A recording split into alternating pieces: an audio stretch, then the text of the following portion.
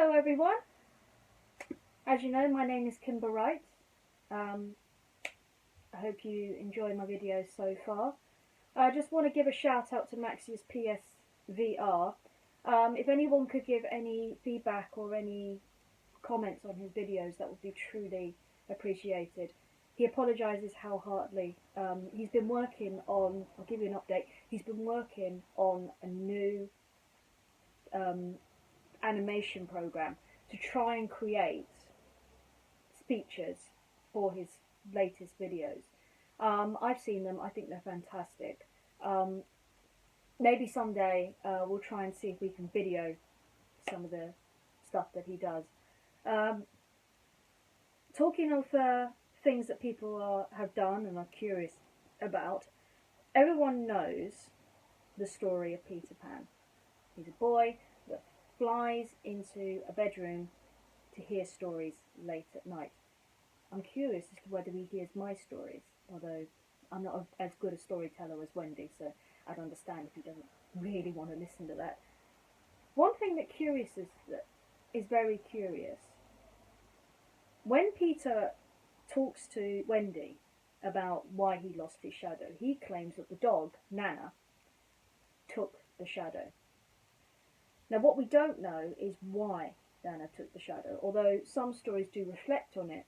I think this story broadens on the kind of image in Nana's point of view. Everyone says it in the Mrs. Darling's point of view.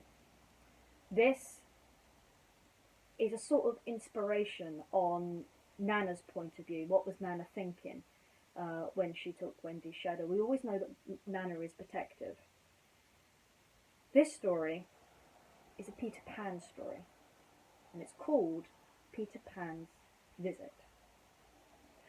John and Michael Darling sat on Michael's bed, listening to their sister, Wendy, tell them a story about their favourite hero, Peter Pan. And then, Wendy said, with a quick slash of his sword, Peter Pan cut the evil Captain Hook's hand right off. Michael and John gasped. Their dog, Nana, jumped to her feet too. But Nana wasn't alarmed by Wendy's story.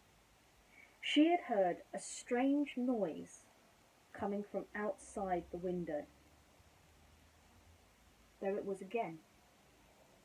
Nana scurried over to the window and poked her head outside.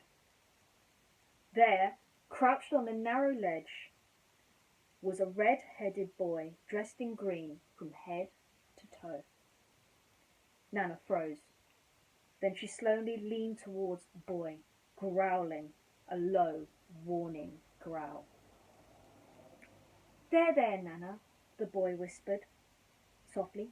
Please, don't bark.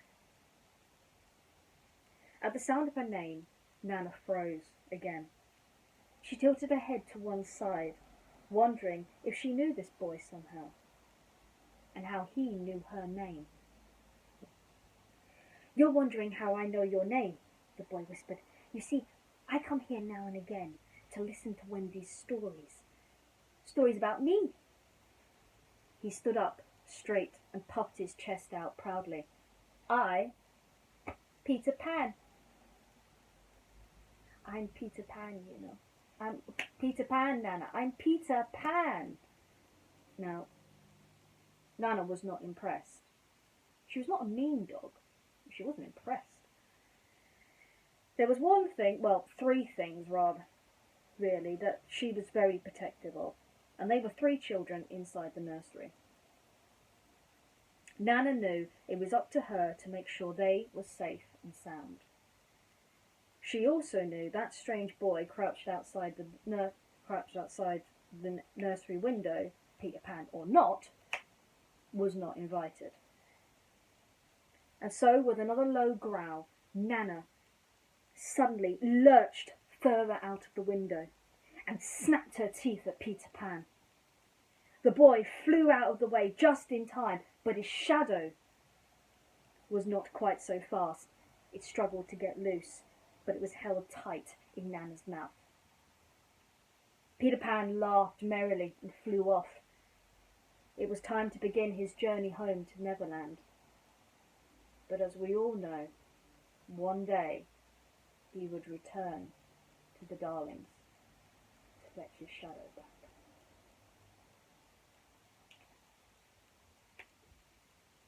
I think that's a bit of a backstory that people have always been curious of the old legend. Peter Pan is a story about a boy who never grows up. But is growing up means that we have to give up that part of our childhood that means so much? I don't think so. I spent my whole life going through my entire years with my imagination still proudly presented in my head. Makes me a bit mad, but I don't care. It's my life. When you are ready to grow up, that will be the day that you decide. Until then, Neverland is just one second star to the right, and straight on until morning. I hope that's where you are now in your dreams. Pleasant dreams, and I'll see you in Neverland.